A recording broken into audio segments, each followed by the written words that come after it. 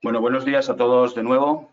Bienvenidos los que se acaban de incorporar a este webinar que hemos planificado para hoy desde SAN para tratar fundamentalmente el concepto de data literacy.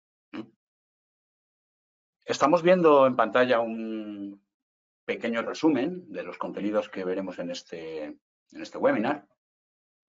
No necesariamente los vamos a ver en este orden, pero sí quería daros una primera pincelada del contenido de esta sesión, ¿no? Veremos un poco qué es Data Literacy, cómo lo están definiendo actualmente en las definiciones más académicas de este término y las definiciones más prácticas. ¿Para qué nos sirve el Data Literacy hoy en día? ¿Quién debe considerarse o alfabetizarse en datos, que sería la traducción más directa al español? Un poco diferencias entre Data Literacy y Data Science, dos términos que se están utilizando mucho últimamente. Y bueno, finalmente, ¿por qué aprender? ¿Por qué alfabetizarnos en datos un poco más de lo que ya lo estamos, ¿no? También vamos a ver un ejemplo práctico de cómo podría ser un proceso de análisis basado en esta cultura de alfabetización de una situación muy concreta, que en este caso estamos viviendo todos. Veremos algunos ejemplos de cómo adquirir un poco de conocimiento basado en los datos, que en el fondo es lo que pretende el Data Literacy, respecto a la crisis que actualmente estamos viviendo del maldito virus este. Bueno, pues nada, sin más preámbulos, vamos a despegar.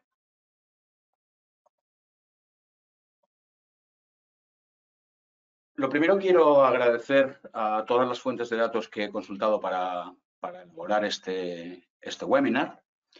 Y quería mencionarles específicamente el Instituto de Salud Carlos III, el Gobierno de España a través de las instituciones del Ministerio de Sanidad y el Ministerio de Ciencia e Innovación, por supuesto a la Wikipedia, a la que todos acudimos cuando tenemos que plantear definiciones o bases consensuadas.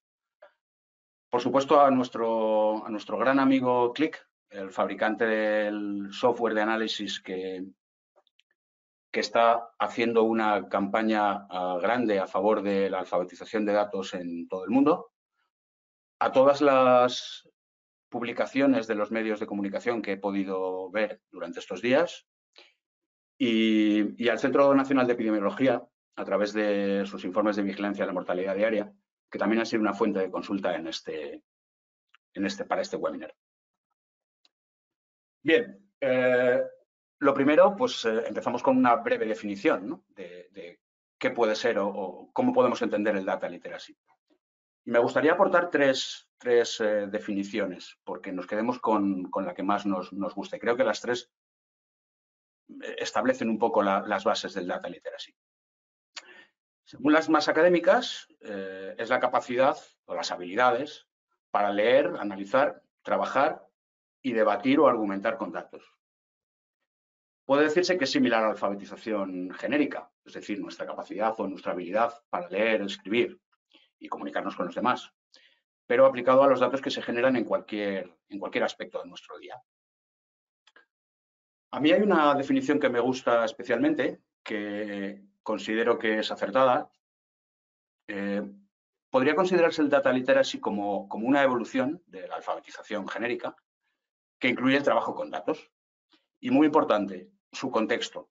No quiero decir que la alfabetización o la comunicación entre humanos no necesite el entendimiento del contexto, ¿no? Pero bueno, en el análisis de datos es muy importante entender siempre el contexto de estos datos porque las conclusiones que podemos inferir respecto de ellos podrían no ser acertadas. Finalmente, desde una óptica más amplia, podríamos decir que son las habilidades para poder transformar información en conocimiento, ¿no? Esto es una máxima que desde SAN sabéis que manejamos desde nuestro nacimiento. Transformar información en conocimiento. ¿Y para qué transformamos información en conocimiento? Bueno, pues permitidme que haga un breve desvío en este punto y os enseño algunas cifras sobre los datos en el mundo y en concreto en España. Creo que esta slide la habréis visto muchas veces. Está reflejando el incremento que se está produciendo en la generación de datos en el mundo. Sé que es un gráfico bastante típico, pero creo que merece una reflexión. Hablamos de zettabytes cuando realmente estamos manejando hoy en día, todos, me refiero el común de los humanos, estamos manejando el término de gigas, teras quizás en algunos casos, ¿no? Ahora estamos hablando de zettabytes. Zettabytes, para que os hagáis una idea, son miles de millones de gigas. Es decir, nuestros discos duros particulares suelen tener 1 tera de información, más o menos, podría ser la media hoy en día. Un zettabyte, entended que significan 1000 millones de discos duros, de estos discos duros. Es una medida increíblemente grande, ¿no? Bueno, pues fijaros, desde 2010 hasta hoy, 2020, hemos producido como 50 zettabytes. Las expectativas es que en tan solo 5 años la cifra alcance los 175 zettabytes. Bueno, creo que esto es una demostración clara del incremento que están sufriendo los datos en el mundo, ¿no? Por daros algunas cifras que sé que pueden poner un poco más en contexto, para que os hagáis una idea, en Twitter cada día se mandan 278.000 tweets. En Facebook, por ejemplo, se crean 41.000 posts cada segundo. Y en un minuto se realizan casi 2 millones de me gusta, con lo cual se crean 350 gigas de información. Podríamos hablar también de que en YouTube se suben 72 horas de vídeo, en Google se realizan 2 millones de búsquedas, se registran 70 nuevos dominios o en iTunes se descargan 15.000 canciones, ¿no? WordPress también aporta algún dato al respecto, en el que se escriben 347 posts cada minuto. Bueno, en definitiva, lo que quiero que veáis en esta diapo es que el volumen de datos es una realidad, está aumentando exponencialmente.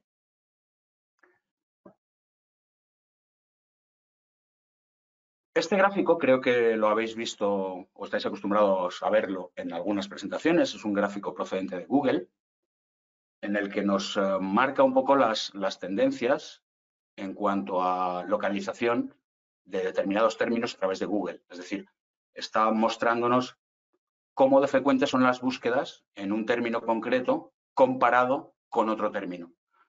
Bueno, veremos más adelante que la comparación, la comparativa, es una de las bases del data literacy.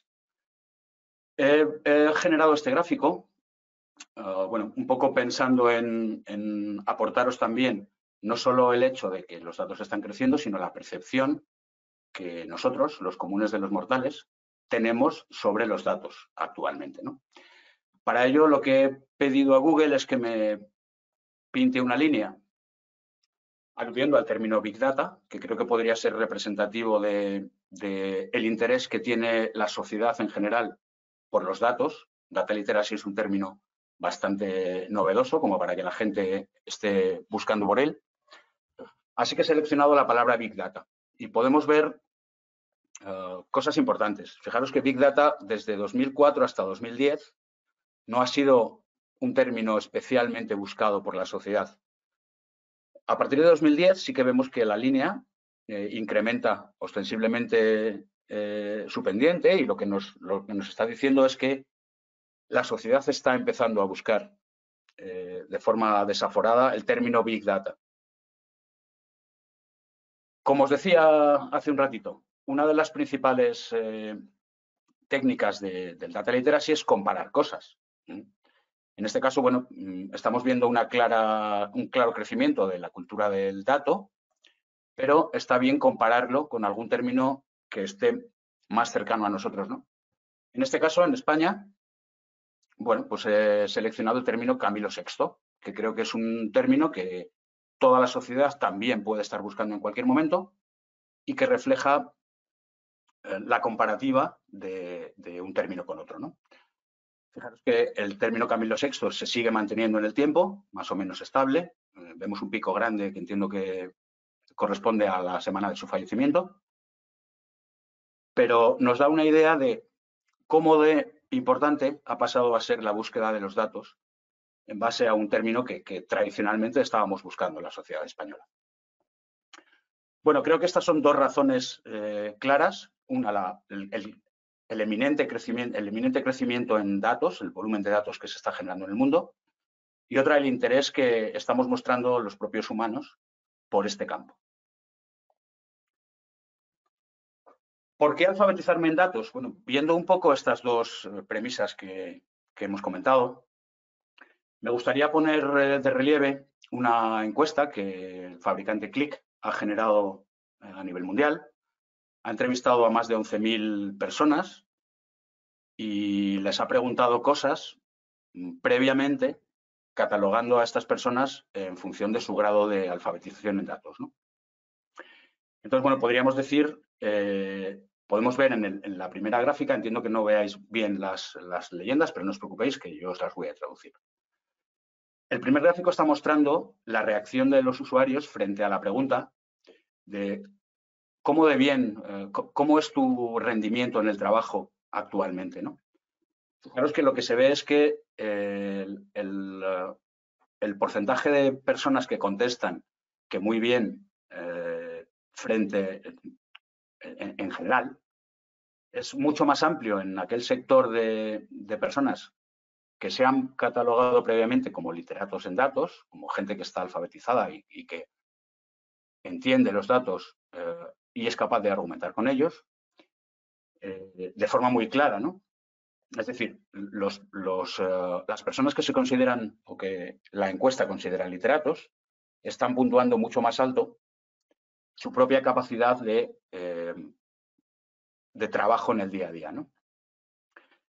En un sentido transversal, a través de otras preguntas, también podemos ver que frente a la pregunta de si los datos están habilitando a las personas a hacer su trabajo mejor, encontramos que en torno al 80% de las personas están totalmente de acuerdo o muy de acuerdo con esta afirmación.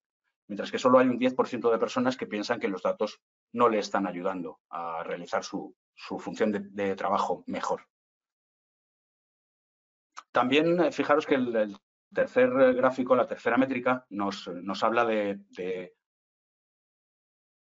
la percepción que tienen estas personas sobre si mayor nivel de alfabetización en datos nos va a generar mayor credibilidad en nuestro puesto de trabajo. Y aquí os diré que efectivamente el concepto de empresa data driven es cada vez más numeroso. Y estas empresas os aseguro que valoran que sus empleados sean capaces de analizar información y realizar propuestas, razonar con esta información, ¿no? Un poco realizar toda esa investigación y razonar con esa información, que es el fin máximo del data literacy. Y hoy en día estas empresas valoran mucho los perfiles que son capaces de trabajar con datos y presentar conclusiones que finalmente permitan tomar buenas decisiones, ¿no? Bueno, finalmente también me gustaría introducir a través del último gráfico la respuesta manifiesta de la gente y el miedo ante las fake news. Sabéis que a través de los datos se puede generar información y se puede generar mucha desinformación. Parece que esta encuesta arroja resultados en la línea de que las personas cada vez estamos más concienciados de que debemos de mirar de forma más cercana a los datos y cómo estos están siendo utilizados para estar seguros de que lo que nos están contando es verdad. Bueno, creo que estas serían las principales premisas que yo considero que deben de estar ahí en la respuesta de por qué alfabetizarme en datos. Pero, por supuesto, os conmino a que veáis todos los resultados de forma más completa en el link que os estoy planteando en pantalla y que, por supuesto, luego compartiremos con vosotros. Bueno, ¿y para qué nos sirve el Data Literacy? Pues como comentábamos al principio, Data Literacy son las capacidades, las habilidades para transformar información en conocimiento. ¿Y para qué queremos este conocimiento? Pues eminentemente para tomar decisiones. Estas decisiones pueden ser decisiones de negocio muy complejas, decisiones sociales, decisiones gubernamentales, perdón, o incluso decisiones personales. Veremos también un poco la vertiente más cognitiva del data literacy, ¿no? Es decir, cómo nuestro cerebro está preparado y entrenado para asimilar datos y convertirlos en decisiones personales del día a día sin que seamos realmente muy conscientes de que estamos realizando un proceso basado en la alfabetización de datos, ¿no? En entender datos y analizarlos para tomar esa decisión. Fijaros que, por ejemplo, la decisión de sacar un producto fuera de nuestro offering en base a un análisis de ventas podría ser una decisión de negocio sostenida en un análisis al que nos ha llevado nuestra cultura de alfabetización en datos, ¿no? Bueno, podríamos ver efectivamente mediante ese análisis que el producto o que la demanda de ese producto no está cubriendo ni siquiera los gastos de fabricación. Bueno, esto sería una decisión de negocio tomada con una serie de datos que nuestra alfabetización nos ha permitido convertir en conocimiento para tomar esa decisión. Por supuesto, hay decisiones, como os decía, más personales, ¿no? Por ejemplo, yo también veo literacy, y así lo he visto en algunas conferencias de gente que sabe mucho de esto, en la decisión de compra de un electrodoméstico en pareja, por ejemplo. Fijaros que ahí estamos argumentando con datos y estamos entre la pareja, estamos acudiendo a argumentar mediante la captura previa de una serie de datos, como pueden ser, pues no sé, en el caso de un frigorífico, el consumo energético, la potencia que tiene ese electrodoméstico, el tamaño físico que tiene, los colores. Finalmente, lo que estamos haciendo es debatir con nuestra pareja a través de una serie de datos que hemos recopilado fruto de esa decisión de compra de un electrodoméstico y los estamos compartiendo para finalmente tomar una decisión de compra de un electrodoméstico. Y aquí no estamos haciendo la media de las frigorías que tienen los diferentes frigoríficos que hemos visto. Pero, sin embargo, sí estamos utilizando los datos que somos capaces de conseguir para tomar una decisión. Quiero decir con esto que el proceso o que las habilidades de data literacy muchas veces son cognitivas y dependiendo de la magnitud o de la complejidad de los datos que tengamos debajo, utilizaremos nuestra propia capacidad de razonamiento o acudiremos a técnicas más potentes de análisis de datos, ¿no? Pero bueno, en cualquier caso, lo que nos permite el data literacy es tomar decisiones de negocio basados siempre en datos. Nos permite abstraer una situación, cuantificando y cualificando información al final, ¿no? Esa situación que se está produciendo, somos capaces o intentamos contextualizarla partiendo de los datos que está generando, ¿no? Bueno, este sería el fin máximo del data literacy. Me gustaría enseñaros brevemente lo que Wikipedia comenta sobre cómo se desarrolla un proceso cognitivo en nuestra mente, un proceso cognitivo basado en información. Fijaros que lo que dicen las teorías es que existen una serie de aspectos o de fases en este proceso cognitivo, como son la observación, la identificación de variables, la comparación, la relación, el ordenamiento y la clasificación jerárquica. Todo esto son procesos que nuestra mente realiza de forma cognitiva frente a una situación para tomar una decisión. La observación, bueno, Wikipedia la define como ver y oír el fenómeno que se quiere estudiar.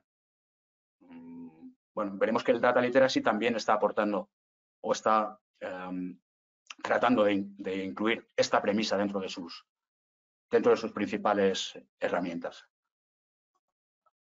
Identificación de variables, también hablaremos de ellas. Finalmente, consiste en, de alguna u otra forma, abstraer en una serie de métricas o en algo que podamos medir la situación que se está produciendo, ¿no? Esto, nuestro cerebro, de forma cognitiva, lo está haciendo sin que nosotros nos demos cuenta en muchas situaciones. La comparación, esa gran técnica. Somos capaces de entender las cosas cuando las comparamos con otras, las entendemos mucho mejor. Por lo tanto, este proceso cognitivo también incorpora las capacidades para comparar cosas, ¿no? E identificar los aspectos similares y distintos que hay en cada una de los diferentes elementos que hemos incluido en este análisis.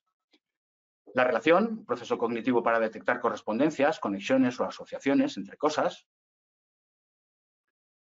El proceso de ordenamiento, a través del cual ubicamos cada objeto en su sitio.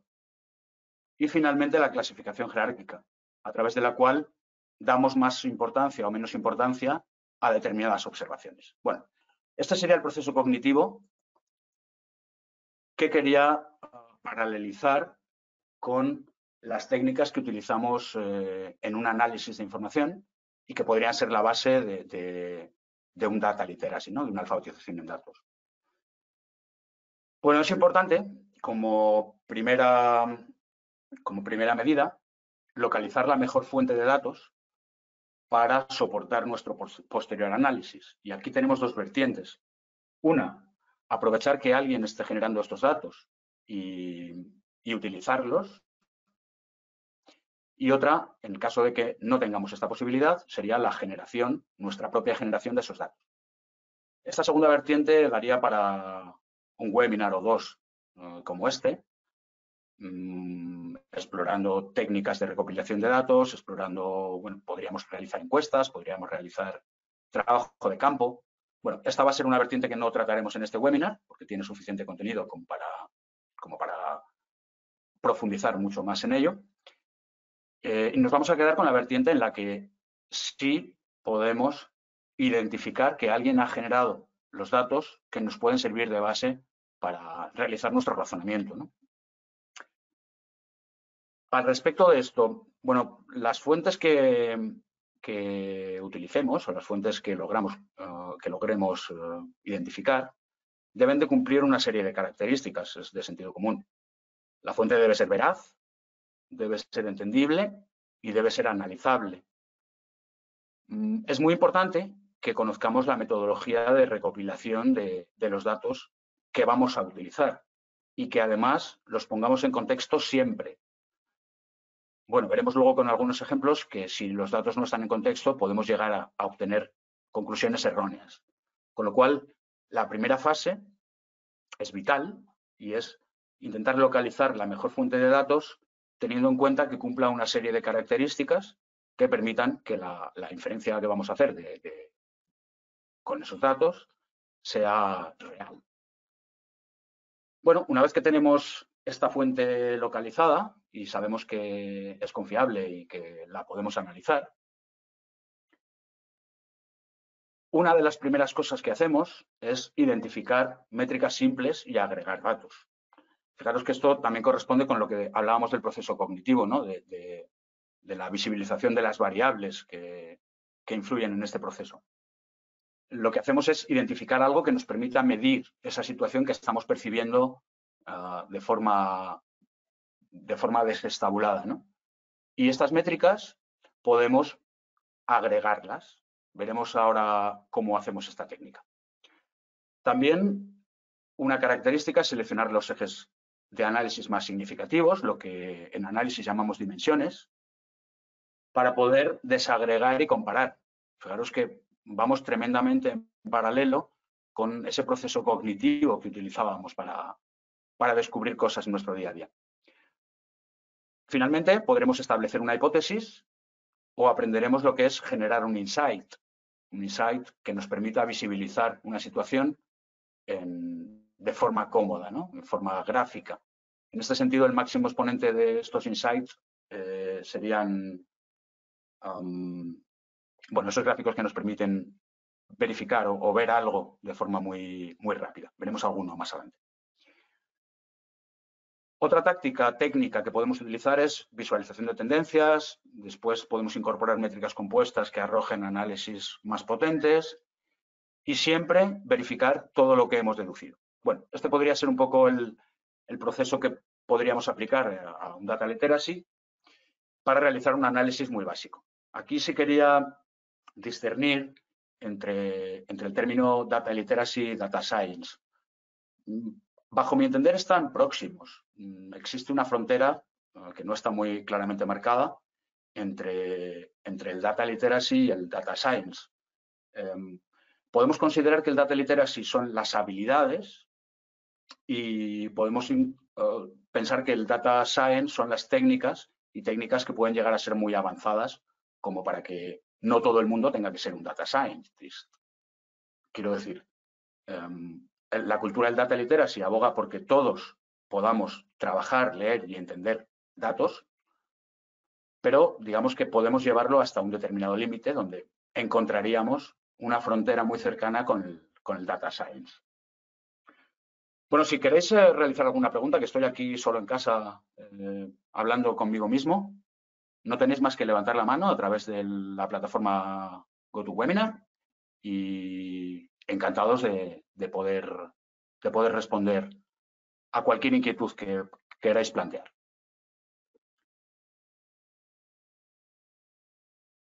Bueno, pues entramos en ver un poco este proceso o estas técnicas de data literacy aplicados sobre datos que están de tremenda actualidad, desafortunadamente. Bueno, hablábamos de identificar métricas y ejes y hablábamos de la agregación de datos y hablábamos de la localización inicial de estos datos, ¿no? De la fuente de datos que nos permitiría realizar este análisis. Bueno, en este caso, fijaros que hemos centrado este webinar como os comentaba, en la pandemia que estamos sufriendo y lo que hemos abstraído como métricas, fijaros que pueden ser el caso de diagnosticados, el caso de fallecidos y el número de curados. Estos datos, lo primero que tenemos que hacer, como comentábamos inicialmente, es acudir a la fuente que nos permita tener estos datos de forma veraz. Y aquí se me ocurre que podríamos haber capturado tres fuentes. Podríamos haber ido a un registro de hospitales, en los que en color rojo veis que el registro máximo de información podría ser la persona, sus características, la población, la edad, el género, la fecha en la que se ha realizado el test y el resultado. Esto nos daría una métrica de casos diagnosticados. Para obtener el número de fallecidos deberíamos de acudir a otro registro de datos, en este caso, bueno, pues procedente de alguna institución, donde se estén recopilando todas aquellas personas con su población, edad, género y la fecha de fallecimiento que desafortunadamente han fallecido a causa de esta enfermedad. Y finalmente los curados tendríamos que sacarlos de un registro, entiendo que de hospitales, donde incorporaríamos, además de las características de la persona, la fecha de alta. Bueno, podemos decir que esta sería la fuente básica de información para obtener estos datos y que a través de la agregación, que es algo bastante importante o bastante utilizado en el data literacy, podríamos obtener la vista a través de sumar cada una de las métricas a máximo nivel, podríamos obtener el resumen a nivel de comunidad autónoma, estaríamos agregando información, volveríamos a agregar información y tendríamos las métricas a nivel de país y volviendo a agregar información podríamos disponer de las métricas a nivel del mundo. ¿Vale? Este sería el concepto de agregación. Es decir, estamos transformando información de máximo nivel, de detalle, en información sumarizada que nos permita ver un poco el bosque, no solo los árboles. Agregación se produce también cuando estamos realizando este proceso día a día. Y, claro, la suma de los días están produciendo cada vez más casos. Con lo cual, también tendríamos que agregar o también estamos agregando información. Lo que estamos haciendo es sumar la información que capturamos cada uno de los días. ¿Vale? Este es el proceso de agregación. Es un proceso muy utilizado dentro del análisis.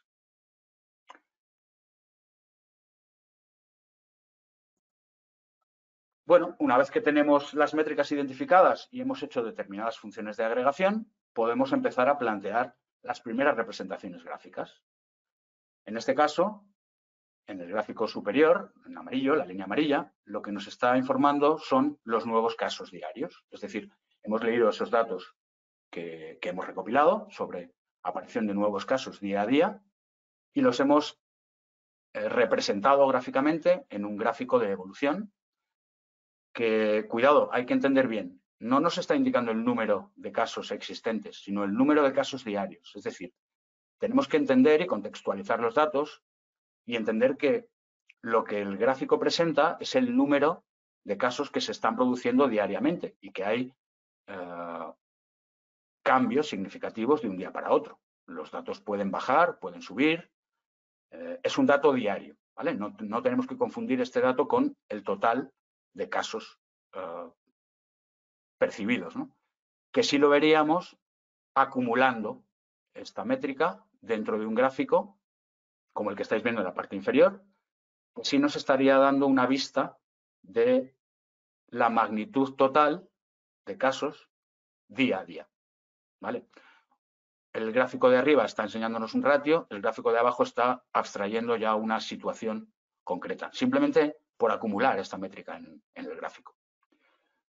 Bueno, esto sería una primera forma de representar los datos. Fijaros que aquí, bueno, algo de conocimiento estamos adquiriendo, pero realmente no mucho. Sabemos que hay una serie de casos acumulados y sabemos que hay una frecuencia de contagio diario. Pero, ¿esto es bueno o es malo? Bueno, pues, como comentábamos anteriormente, una de las técnicas que podemos hacer para profundizar en nuestro análisis es la comparativa. Lo que hacemos es comparar los datos de un país con los datos del resto de países. En este caso, España está representado por la curva roja. Fijaros que en las barras estamos representando lo mismo que representábamos anteriormente en el gráfico de casos diarios. Y lo que hemos hecho es pintar una línea para cada país que nos permite comparar si la situación es normal, es anormal y cuánto de anormal o de desviada está, ¿no? Es la primera de las técnicas que utilizamos dentro del análisis para obtener algún tipo de conocimiento adecuado, ¿no? Bueno, también muchas veces nos pasa que tras este primer vistazo descubrimos que los datos no son del todo válidos para obtener las conclusiones que estamos buscando. Por ejemplo, en este punto se nos puede ocurrir que quizá la metodología de captura de estos datos en cada uno de los diferentes países no ha sido la misma, con lo cual digamos que el gráfico nos está planteando o nos está permitiendo ver una situación que, bueno, entendemos que puede aproximarse a la realidad, pero como la metodología para captura de esta información no es homogénea, digamos que los datos podrían no ser todo lo acertados en esta comparativa que nos gustaría. Es una característica también importante que tenemos que tener en cuenta en el Data Literacy, que tenemos que preguntarnos siempre, contextualizando los datos, si lo que estamos visualizando tiene sentido o si no, o si tiene un sentido parcial, ¿no? Muchas veces esto nos hace volver a la casilla de salida en nuestro análisis y localizar otra fuente de datos que nos permita ser más certeros en nuestras afirmaciones, ¿no? En este caso, bueno, podemos pensar que la métrica del número de fallecidos puede ser más homogénea que el caso de contagiados, ¿no? Entonces, bueno, pues decidimos utilizar esta otra métrica para tratar de generar este conocimiento. Y en este caso, fijaros, lo que estamos haciendo es muy parecido a lo que hacíamos en el gráfico anterior, ver la evolución de los fallecidos comparándolos para cada país. Y además de esta comparativa, fijaros que aplicamos otra técnica que nos permite interiorizar todavía más los resultados. No sé a vosotros, pero a mí la pendiente de la línea roja no me dice mucho si no la acompaño con estas líneas grises que podéis ver en el gráfico, que tratan de establecer cómo sería esa pendiente en caso de que los casos de fallecimiento se duplicaran en 2 días, en 4 días o en 6 días. Esta técnica no deja de ser una evolución, o no deja de ser una comparativa en la que mediante estos ejes o la inclusión de estos ejes dentro del gráfico nos permite interiorizar mucho mejor si la pendiente de esa curva es buena, mala o medio pensionista. ¿Veis? Fijaros, estamos comparando datos o incluyendo determinados datos dentro del gráfico que nos permitan contextualizar la información que la propia línea nos está arrojando. Es una técnica más, es decir, nos sirve para aproximar a nuestra realidad, para entender semánticamente la duplicación de casos en 2, 4 o 6 días. ¿Vale? Como veis, en España, cuando saqué este gráfico íbamos bastante regular. Bueno, fijaros que, permitidme que vuelva a la diapo anterior, que me olvidé de comentaros algo. En este gráfico podemos ver Corea del Sur, caso de la línea azul clarita, que como veis en el gráfico no somos capaces de apreciar realmente la pendiente. Es una pendiente, digamos, muy leve comparativa con el resto de países, pero el gráfico no nos permite ver esos detalles. En este caso podemos aplicar otra técnica, o mejor dicho, podríamos incluso aplicar dos, pero que van en la línea con la homogeneización de datos. Al final, tenemos datos de magnitudes muy diferentes. El número de habitantes no es igual en un país que en otro y no sabemos si esta variable nos puede estar desestabilizando los resultados o permitiéndonos no tener una visión clara de Corea, ¿no? Entonces, aquí podemos acudir a dos técnicas. Una, porcentualizar los datos en función de la población que tiene el país y estaríamos viendo una métrica porcentual que nos permitiría homogeneizar estas vistas. Y otra podría ser, frente a la existencia de magnitudes muy diferentes, podría ser utilizar una escala logarítmica en el gráfico, con lo cual nos empieza a aparecer la famosa curva que todos tenemos que aplanar. Es que lo único que estamos haciendo en este gráfico es hacer que la escala del gráfico en la izquierda aumente de forma logarítmica, de forma geométrica, y podemos ver comportamiento. Estas líneas se transforman en líneas de comportamiento. Dejamos, por supuesto, los ejes de referencia de la duplicación en 2 días, la duplicación en 4 días y la duplicación en 6 días, y ya podemos ver en el gráfico la evolución que ha tenido Corea del Sur, que por lo que estamos viendo ha tenido una reacción bastante mejor que la nuestra y ha conseguido que en ningún caso supere la duplicación en 6 días. Bueno, otra técnica, digamos que podríamos porcentualizar en función de la población o podríamos acudir a presentar escalas logarítmicas porque las magnitudes son totalmente diferentes. Además, con esto conseguimos, como decía, visualizar tendencias dentro del gráfico. Bueno, finalmente, he encontrado un gráfico bastante interesante que consiste o que me da pie a contaros otra técnica que podemos utilizar para el análisis de información, que es cruzar las dos métricas que ya tenemos. Por un lado, los nuevos casos diarios y por otro lado, los casos totales, la suma de casos que existen en cada momento, ¿no? Fijaros que en este gráfico no existe la línea del tiempo, pero el propio eje horizontal está planteando el avance de los casos se están incrementando y la línea está avanzando hacia la derecha, y el eje vertical nos está indicando, mediante su pendiente, la tasa en la que la propagación está siendo producida, ¿no? Afortunadamente, en este gráfico empezamos a ver que las curvas de ratio de casos diarios descienden. Bueno, esperemos que todo continúe así.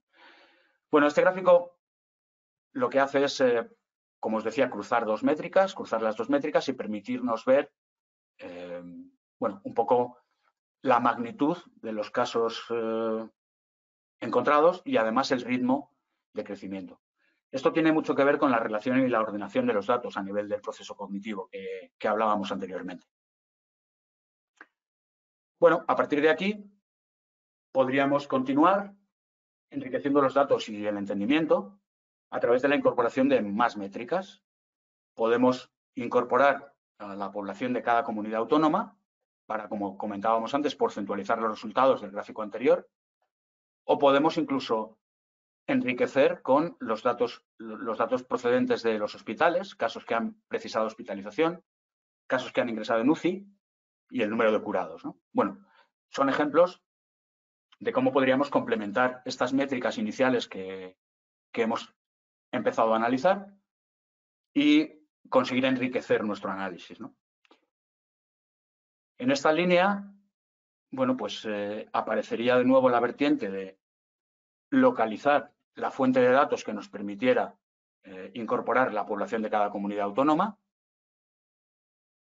y con ella realizar algunas operaciones para conocer el porcentaje de resultados en función de este dato, ¿no? Es un proceso repetitivo. Volvemos a la localización de la fuente de datos, la identificación de métricas, e incorporamos estos datos al análisis y luego agregamos y comparamos, ¿vale? Bueno, en esta línea llegamos a un insight que a mí me gusta especialmente, que tiene en cuenta esta nueva métrica, la incidencia acumulada en los últimos 14 días y porcentualizada en función de la población. Bueno, en este gráfico acudimos también al proceso cognitivo en el que podemos establecer asociación o relaciones. Fijaros que aquí, no digo que sea el caso, pero podríamos ver cercanía geográfica en esta tasa de infección, ¿no? Incluso viendo este gráfico evolucionando día a día, podríamos incluso llegar a vislumbrar dónde está el epicentro o dónde está el foco principal o los focos principales de contagio, porque irían sombreándosenos las zonas día a día con la tasa en función de la población. Bueno, creo que es un buen ejemplo de un insight que nos permitiría obtener muchas conclusiones. En esta misma línea me ha gustado mucho también el termómetro que plantea Elixir para visualizar dos métricas que ya podemos desmenuzar. En este gráfico lo que estamos viendo es una comparativa por países y para cada país lo que estamos viendo son dos variables, dos columnas en este fichero. Una, el porcentaje de incremento en casos aparecidos, en infectados, y la segunda, el porcentaje de incremento en las muertes que se han producido en ese país. Fijaros que además podemos plantear un color que nos plantea el gráfico como a modo de termómetro. El gráfico se lee de arriba a abajo, es decir, comienza el 1 de marzo y termina el 10 de abril, hasta los datos los datos que yo he preparado para esta demo. Y vemos un cambio significativo de color retrasado de los casos detectados y de los casos de mortalidad, ¿no? Bueno, es un ejemplo más de un insight con el que al final podemos presentar conclusiones, ¿no? Aquí sí es verdad que estamos ya obteniendo una métrica un poco más compleja. Estamos calculando el ratio de incremento del día actual con respecto al día anterior. Y además lo estamos pasando por alguna técnica de suavizado de datos, que veremos ahora. Pero bueno, en definitiva es un insight que nos permite ver y comparar información. Bueno, aquí rozamos en el análisis, desde el análisis básico al análisis un poco más avanzado, pero sí quería mostraros un caso, bueno, de análisis un poco más avanzado. Tampoco es muy complicado, pero sí permite la entrada en ese mundo del análisis más concienzudo, de la ciencia de análisis, e incluso en el establecimiento de modelos predictivos, que esto es en lo que realmente están los científicos hoy en día, los científicos de datos.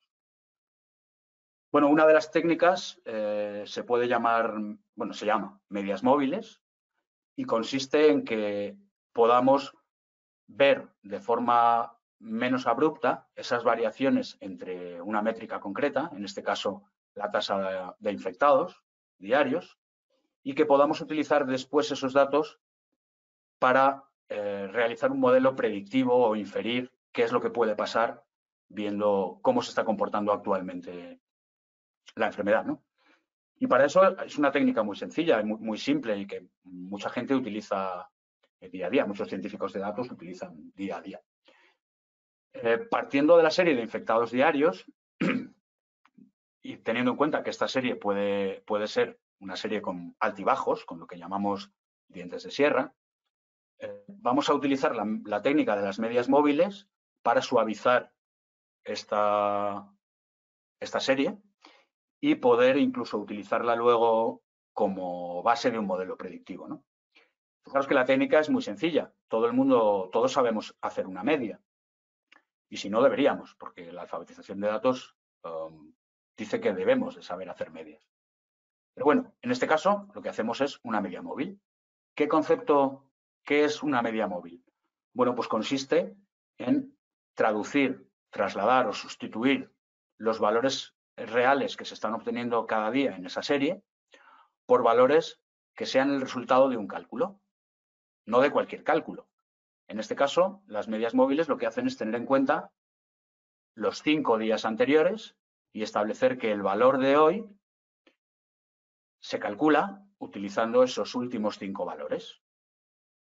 Esto, como os decía, permite suavizar los pasos de un dato a otro dentro de la serie y darnos una idea real de tendencia, ¿no?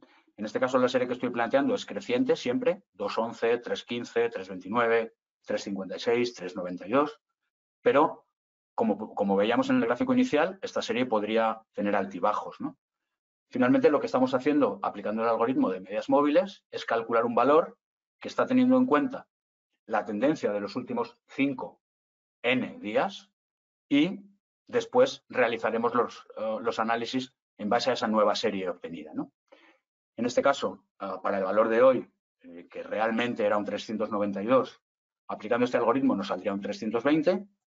Esto haríamos exactamente igual con el resto de valores y obtendríamos finalmente una serie que, como os decía, nos permitiría ver de forma suave esas evoluciones y además, en base a ella, elaborar modelos de diagnóstico o de predicción, ¿vale? Solo un apunte más, esta media móvil podría ser una media móvil simple, es decir, lo que acabamos de ver que hacíamos, o incluso podríamos ponderar y dar mayor importancia a los últimos días o a los primeros días. Bueno, en este caso planteamos una importancia mayor en el último día y conseguimos una tendencia ponderada, ¿vale? Esta sería una técnica más para conseguir transformar una métrica muy abrupta en una métrica suave que nos permitiera verla de forma más cómoda en una representación y además utilizarla como base para generar un modelo predictivo posteriormente. Bueno, finalmente, a través de todas estas técnicas, podríamos llegar a lo que se conoce como el número reproductivo, R, a este cálculo, que el día que yo he sacado esta diapositiva se encontraba en estos umbrales. La línea roja, recordad que siempre es España, 0,9. Bueno, esto me lo voy a saltar, ciencia de datos y data literacy, y os voy a proponer la última de las premisas que veíamos en nuestra introducción.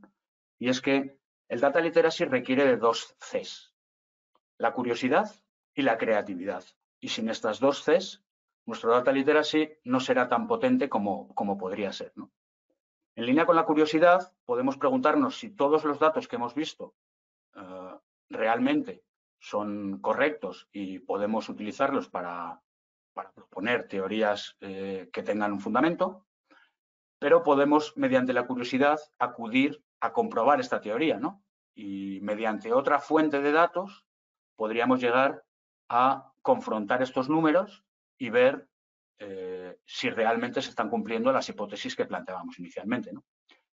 En este caso, lo que os estoy enseñando es un gráfico procedente de como os decía, las estadísticas de mortalidad en España y que están arrojando con un modelo predictivo debajo cuál es la diferencia que se está produciendo entre la situación real y ese modelo predictivo, ¿no? Luego os lo explico un poco. La línea azul casi violeta sería la línea que el algoritmo predictivo está diciendo que podrían ser el número de casos de fallecimiento en España en estas fechas. El área que estamos viendo coloreada en fondo malva sería lo que se conoce como el grado de confiabilidad de esta predicción, y lo que establece es que los valores máximos y mínimos deberían de estar en ese rango con un 98% de probabilidad. Esto es lo que se llama el intervalo de confianza. Y fijaros que la línea azul más oscura está aportando el caso real. Fijaros cómo se ve claramente que desde el día 17 de marzo la línea de casos reales se sale totalmente del modelo predictivo, mientras que se mantiene dentro del modelo predictivo desde noviembre hasta febrero.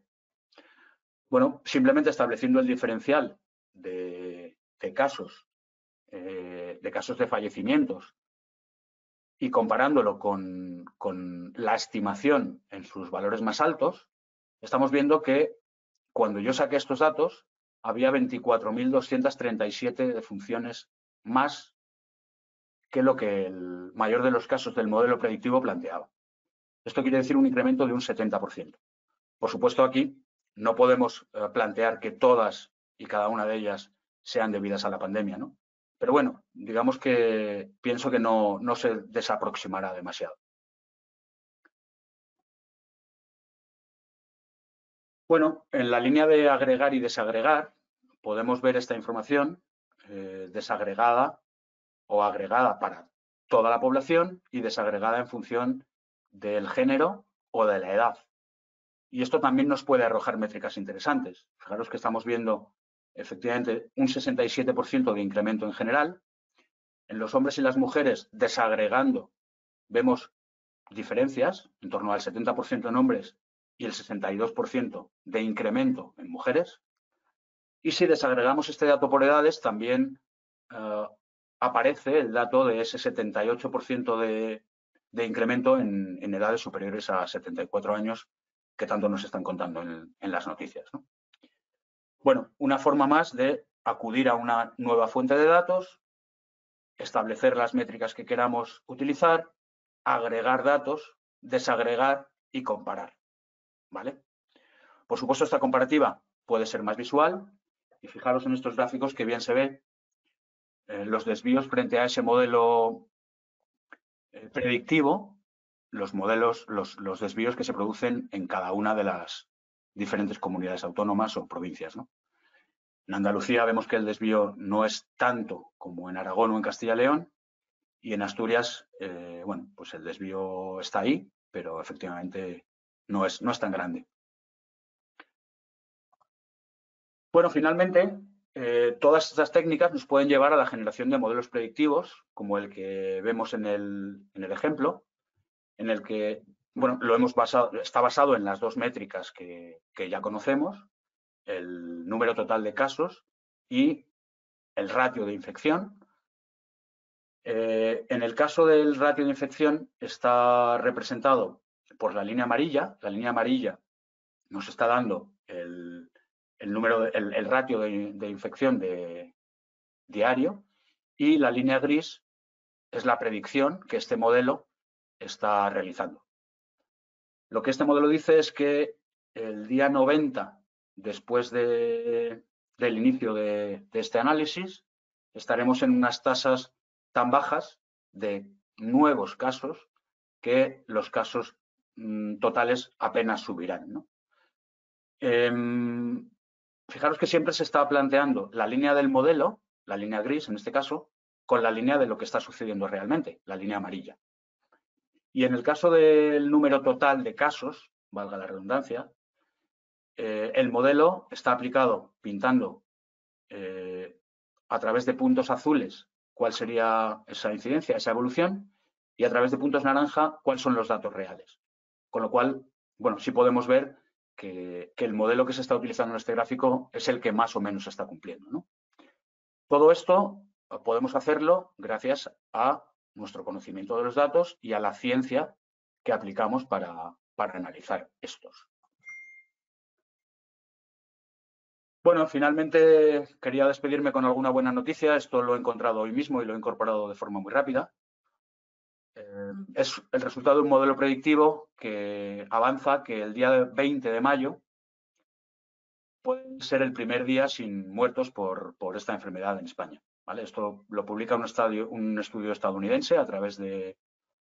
Yo lo he encontrado en una prensa diaria y es un modelo, como decíamos, predictivo, similar al que hemos visto anteriormente, que bueno, lo que nos adelanta es que el 20 de mayo podría ser el inicio de esta salida en los fallecimientos de la enfermedad en España.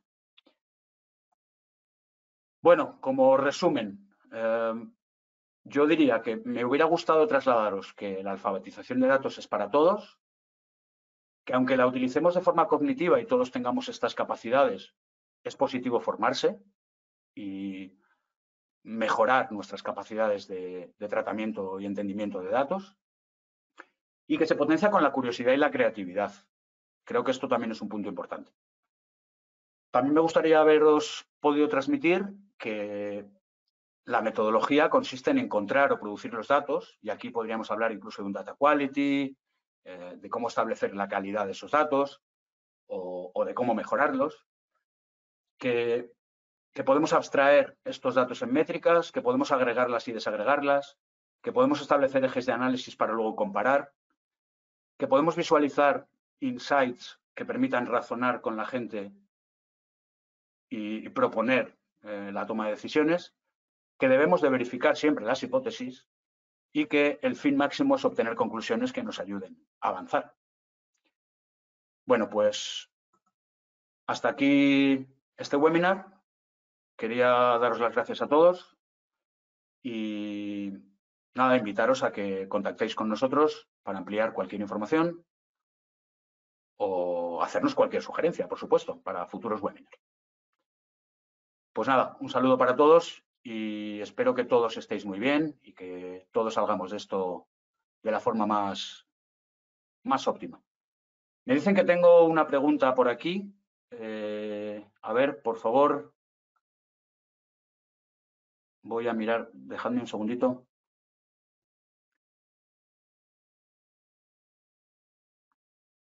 David. Vale, veo que me estáis lanzando mensajes, pero son mensajes de agradecimiento, lo cual os agradezco un montón. Ha sido muy interesante estar con vosotros esta mañana y nada, muchas gracias por vuestra atención y muchas gracias por los agradecimientos. Ahora nada, a alfabetizarse un poco. Muchísimas gracias a todos. Un saludo.